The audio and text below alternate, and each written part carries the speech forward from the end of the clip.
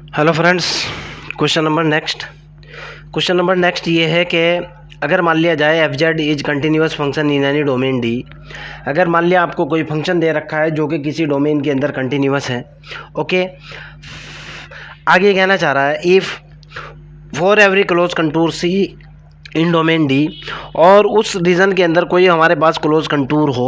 Okay, कोई एक ऐसा कंटूर हो जो पूरे तरीके से क्लोज्ड हो, जिसके लिए कंडीशन हो curve integration F Z D Z is equal to 0, then तब आपको दिखाना है F Z is analytic in the domain D.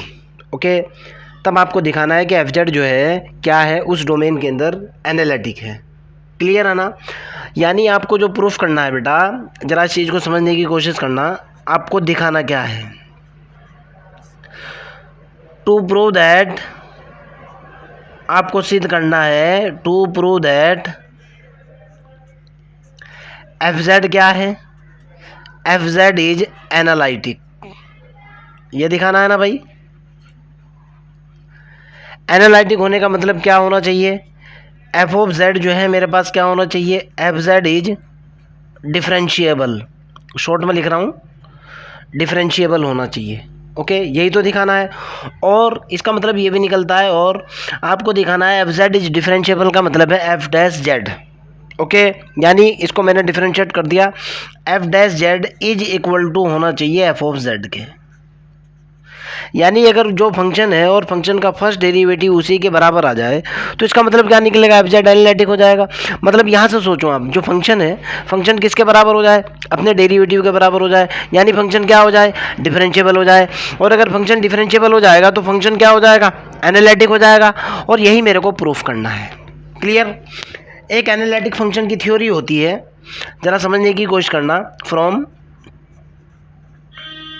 The definition of limit, जो लिमिट की डेफिनेशन होती है वो लगाने की कोशिश कर रहा हूँ। Definition of limit,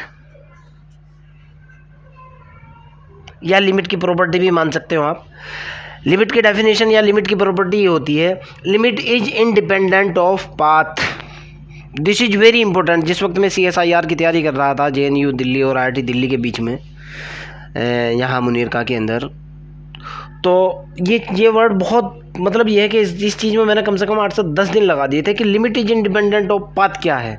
analytic function के अंदर भी मैंने इस चीज़ को बहुत डिटेल में बताया है कि बेटा अगर आप अलग अलग रूट से, अलग अलग पाथ से चलोगे, चलने के बाद अगर आपके पास फंक्शन की एक ही वैल्यू आती है तब आपका फंक्शन एनालिटिक होता है। अगर आपने मेरे एनालिटिक फंक्शन के लेक्चर सीरीज़ को देखा हो। ओके, वही कहने की कोशिश कर रहा हूँ। और ये बात BSc के लिए नहीं, पूरे मैथमेटिक्स के लिए है। Okay, limit is independent of path. Limit जो है पाथ के ऊपर, रूट के ऊपर डिपेंड नहीं करती है। वही बताने जा रहा हूँ मैं। ओके, मैं कहना चाह रहा हूँ फ्रॉम द प्रॉपर्टी और definition of the limit, let मेरे पास कोई z जो है फिक्स पॉइंट हो, z0 be any fix point, be any fix point हो। कोई भी पॉइंट मान सकते हो आप, ABC, कोई दिक्कत वाली बात नहीं है। एंड z जो है मेरे पास कोई वेरिएबल पॉइंट हो, z is any variable point हो। वेरिएबल का मतलब ये है कि जो फिक्स ना हो, वेरिएबल पॉइंट हो। देन ओके, और ये दोनों के दोनों पॉइंट क्या हो, किसके अंदर हो? इन डोमेन डी। देन तब प्रॉपर्टी ये होती है बेटा, देन द इंटीग्रेशन, ये जो इंटीग्रेशन है z0 से लेकर z तक, किसी भी फंक्शन का आप ft dt मान लो, कुछ भी मान सकते हो, ft dt, fx dx, fp dp, constant, ये वो जो आपका दिल चाहता है। क्या होता है? Is independent, is independent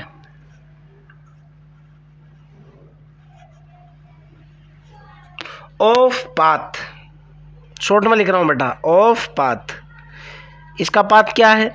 z0 से z तक चल रहा है, यानी पाथ तो z0 टू z है। ओके, वही कहने की कोशिश कर रहा हूँ मैं। दुनिया का कोई भी इंटीग्रेशन, ओके, जो डेफिनेट इंटीग्रेशन, इंडेफिनिट तो होता ही होता है यार, उसकी तो बात ही नहीं है। जो भी डेफिनेट इंटीग्रेशन है वो इंडिपेंडेंट ऑफ पाथ होता है, इसमें कोई दो राय नहीं है। ओके, इस केस में तो अब देखो आप बेटा, अगर ये इंटीग्रेशन इंडिपेंडेंट ऑफ पाथ है तो इसको देखना मैं क्या क्या लिख सकता हूँ, ज़रा सोचने की कोशिश करना आप। मेरे पास जो इंटीग्रेशन है जिसको मैं इंडिपेंडेंट ऑफ पाथ की बात कर रहा हूँ, ये मेरा इंटीग्रेशन है कि क्या इंटीग्रेशन है? इंटीग्रेशन है z0 से z तक है और f ऑफ t है और इंटू डी टी है। ज़रा सोचो, ये फंक्शन कुछ भी हो, this is very important point.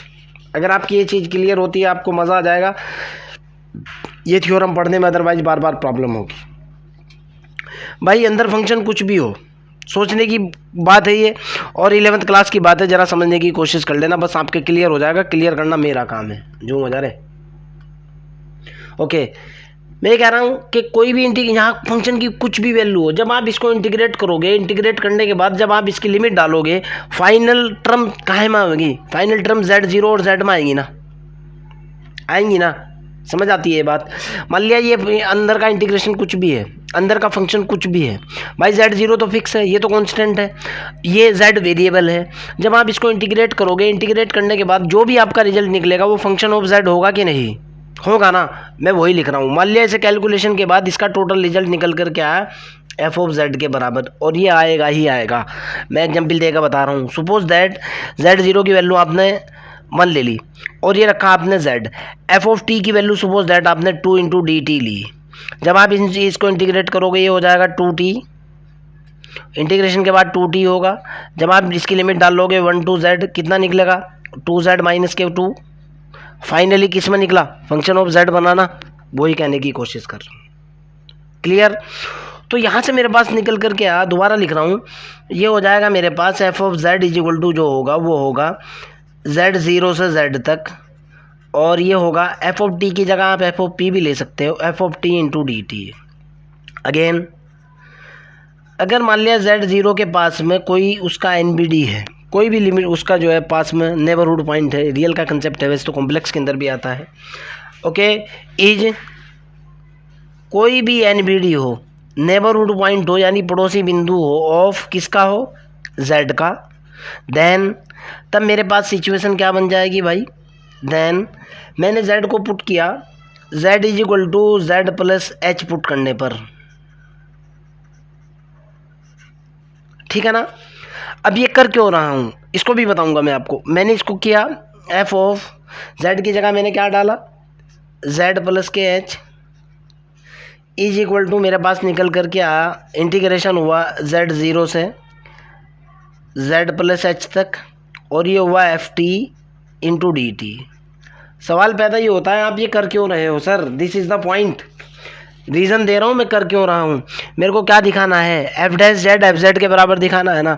जरा एफ डैश जेड के ऊपर डेफिनेशन देखो आप। एफ डैश जेड का जो केस होता है ना, एफ डैश जेड जो होता है ना, वो ये होता है limit H tending to 0 F of Z plus के H minus F of Z whole upon H. 11th या 9th का या 10th का या 12th का ये फार्मूला नहीं है क्या डिफरेंशियबिलिटी का। मैं इस तरफ बढ़ने की कोशिश कर रहा हूँ, मैं ये निकाल रहा हूँ, ये निकाल चुका हूँ, ये निकाल लिया है, डिवाइडेड बाई एच करूँगा, इसको डिफरेंशिएट करने की कोशिश कर रहा हूँ, इसलिए जा रहा हूँ मैं इस तरफ। क्लियर है ना? आगे की तरफ चलते हैं। अब अगर बाई चांस मैं दोनों को इनको घटाता हूँ, सुपोज दैट ये मेरी इक्वेशन नंबर सेकंड है, सुपोज दैट ये मेरी इक्वेशन नंबर फर्स्ट है, मैं कह रहा हूँ सेकंड के अंदर से मैंने फर्स्ट को सब्सट्रैक्ट कर दिया, तो मेरे पास निकल कर क्या आया, एफ ऑफ जेड प्लस के H minus F of Z is equal to, ध्यान से देखना भाई, यहाँ होगा इंटीग्रेशन कहाँ से कहाँ तक होगा भाई, z0 to Z plus H, z0 से z प्लस एच तक, F T D T minus z0 to z0 से कहाँ तक, z0 से इंटीग्रेशन होगा कहाँ तक, z तक, और ये होगा F T into D T. यहाँ तक आपको कोई आपत्ति किसी भी तरह की नहीं आनी चाहिए।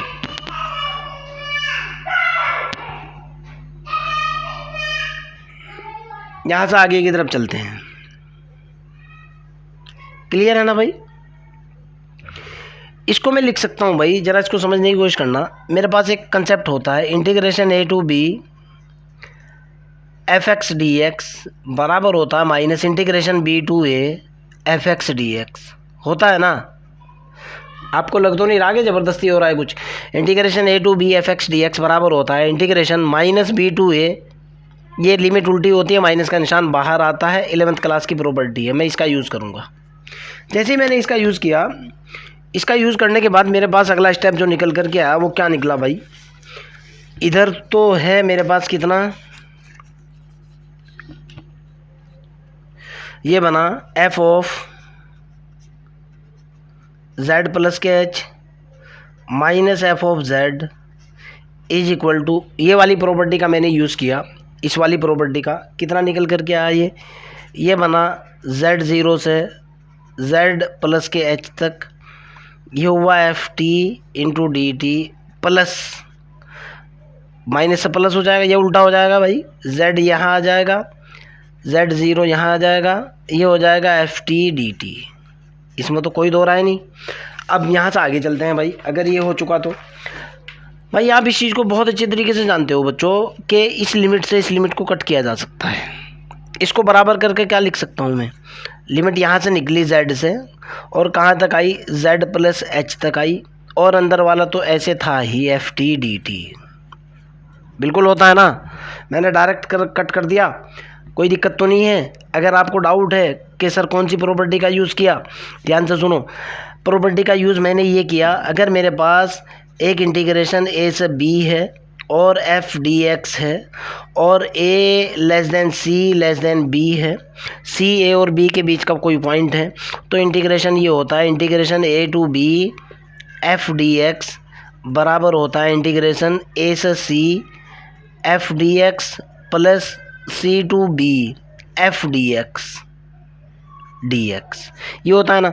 अब मैंने ऐसे ही तो कट किया भाई, ये दोनों प्लस का निशान है ना, सिंगल एक इंटीग्रेशन में कन्वर्ट हो जाएगा ना, ये लोअर लिमिट ये अपर लिमिट, ये तो 12th क्लास की प्रॉपर्टी होती है ना जिसका मैंने यूज़ किया है।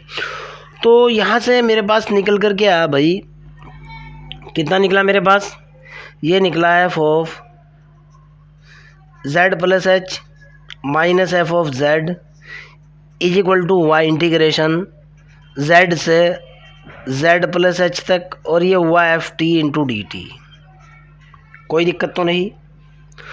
मैं इधर भी एच से डिवाइड करूँगा, इधर भी एच से डिवाइड करूँगा, डिवाइडेड बाई एच कर रहा हूँ मैं, ओके। मैंने दोनों तरफ डिवाइडेड बाई एच किया, मैं कह रहा हूँ dividing both side by H,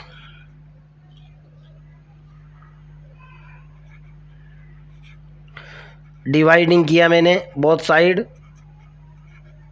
by H, ये हुआ मेरे पास एफ जेड प्लस के H minus F of Z whole upon H, limit बाद में लगा दूंगा मैं, कोई दिक्कत वाली बात नहीं है, 1 अपॉन एच इधर निकला, जेड से जेड प्लस एच ये हुआ, एफ ऑफ टी ये हुआ इंटू डी टी हुआ, क्लियर है ना।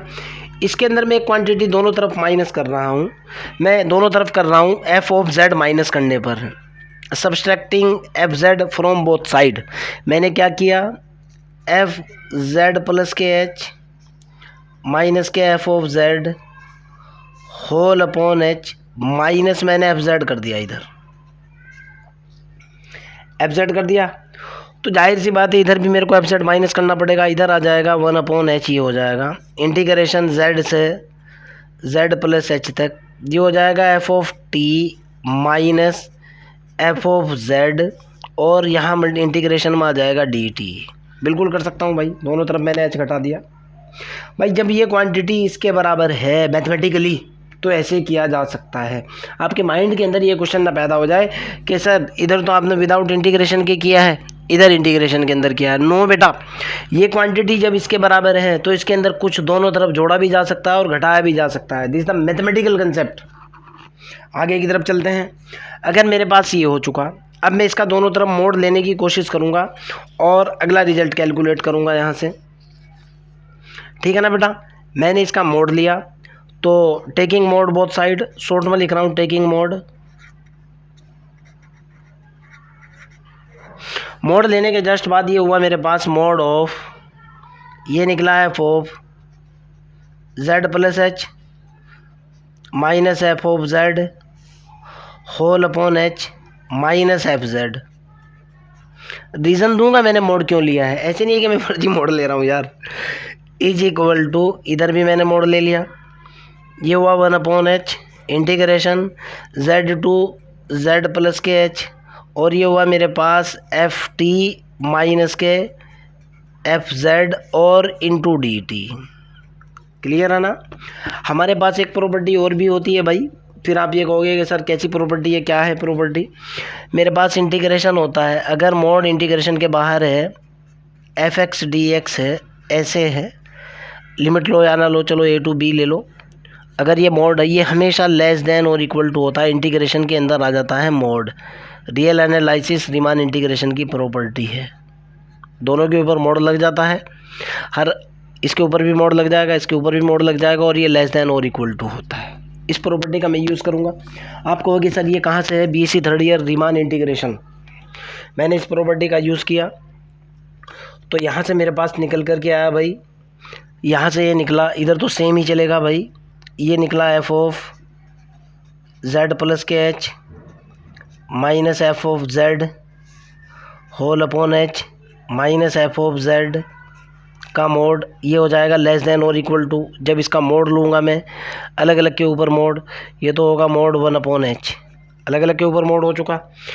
इंटीग्रेशन ये हुआ जेड से जेड प्लस के एच, स्पेस कम है यहाँ पे, मोड ऑफ ये हो जाएगा F T minus F Z और इंटू डी टी का कंप्लीट मोड। स्पेस कम था इधर भाई, इसलिए मेरे को मजबूरी में लिखना पड़ा, ये अलग फार्मूला है इधर से। ओके, दोबारा लिख दूंगा मैं, आपको कोई डाउट ना हो कहीं से कहीं तक भी। तो ये निकल कर के आ मोड ऑफ ये हुआ जेड प्लस के एच माइनस के F of Z whole upon H minus के F of Z less than और इक्वल टू, ये हुआ 1/h इंटीग्रेशन जेड से जेड प्लस एच तक, यहाँ है mod of F T minus के एफ जेड का mod into mod of D T. Clear, कोई दिक्कत तो नहीं है। अब अगर ऐसा है तो ज़रा समझने की कोशिश करना, फिर आप ये कहोगे कि सर किस तरह की बात आप बताने की कोशिश कर रहे हो, क्या है कैसे है। ध्यान से सुनो, मेरे को दे रखा है द फंक्शन इज कंटिन्यूअस, बिल्कुल साफ साफ लिखा हुआ है एफ जेड इज कंटिन्यूअस। मेरे को गिवन क्या है, गिवन दैट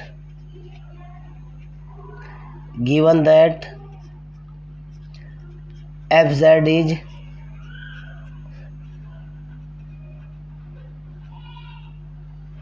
कंटिन्यूअस, देन अगर एफ जेड कंटिन्यूअस है मैं डेफिनेशन लगाऊंगा by definition of continuity, short में लिख रहा हूँ बच्चों, बाई डेफिनेशन ऑफ कंटिन्यूटी।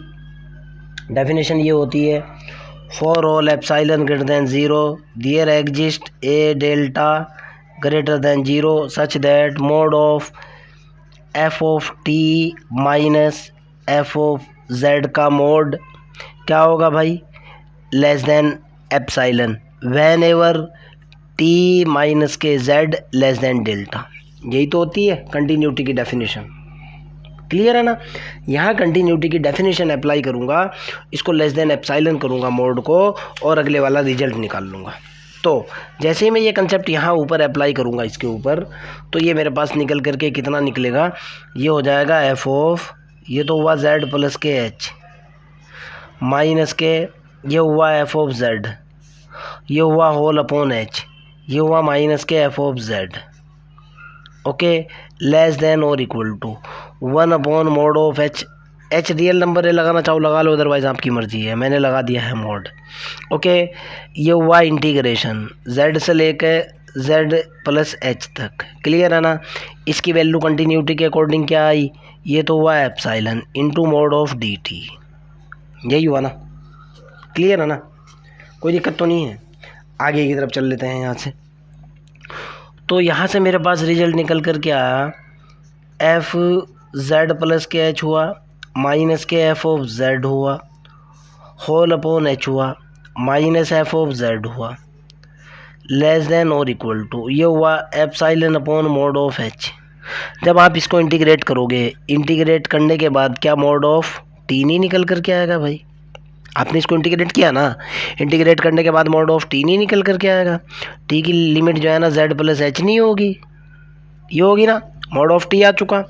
यहाँ से क्या निकल कर क्या, ये हुआ मेरे पास एफ ऑफ जेड प्लस के H minus F of Z whole upon H minus F of Z का मोड लेस देन और equal to epsilon mod of H into mod of ऊपर वाली limit Z plus H minus के mod, इससे ये ख़त्म, mod H से mod H ख़त्म, देखो आप मोड एच बचा, मोड एच से मोड एच ख़त्म, कितना निकल कर गया एफ ऑफ जेड प्लस के H minus F of Z upon H minus F of Z का mod less than epsilon, epsilon is very small,